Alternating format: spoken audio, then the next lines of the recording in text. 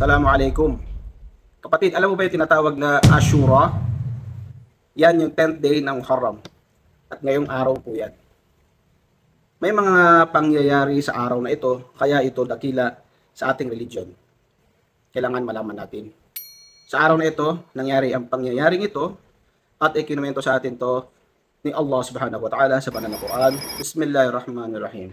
فلما ترى الجمعان قال أصحاب موسى إنا لمدركون قال كلا إن معي ربي سيهدين فأوحينا إلى موسى أن اضرب بعصاك البحر فانفلق فكان كل فرق كالطود العظيم صدق الله العظيم.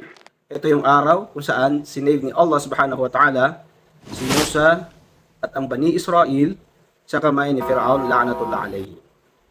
Nung makita ng mga Bani Israel yung grupo ni Fir'aun la'natullah alayhi, ano ang sinabi nila? Ito na yung army ni Fir'aun la'natullah alayhi at talagang aabutan na niya tayo. Wala na silang way.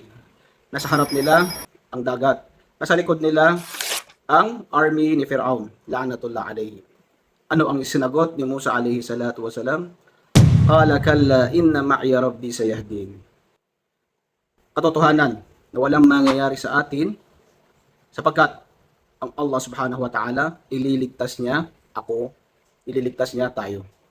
Winahi namin kay Musa alayhi salatu wasalam na paluin niya yung bahar, yung dagat, at nung paluin niya ang dagat, ito ay nabiyak at dumaan ng ligtas si Musa at ang mga Bani Israel at nakaligtas sila sa ganong sitwasyon. Minamahal kong kapatid, ang ibar o ang mga lessons na matututunan natin sa pangyayaring iyon, una, ang yakin bil ma'iyah, ang pananalig na kasama mo ang Allah subhanahu wa ta'ala kahit na anuman ang iyong sitwasyon.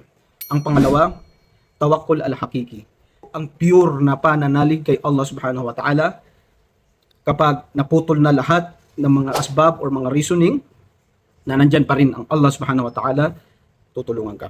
Al-yaqinu bil farj, o ang pananalig na tutulungan ka ni Allah subhanahu wa ta'ala, i-guide ka ni Allah subhanahu wa ta'ala sa tamang landas kapag ikaw ay pure na nanalig kay Allah subhanahu wa ta'ala. Kaya kapatid, huwag kang mawalan ng pag-asa dahil sa bawat problema mayroong solusyon dyan ang Allah subhanahu wa ta'ala. Kaya pa sa iyo ibinigay ni Allah subhanahu wa ta'ala ang mga pagsubok na yan dahil kayang-kaya mong lagpasan yan. Hanggang dito na lang. Assalamualaikum warahmatullahi wabarakatuh.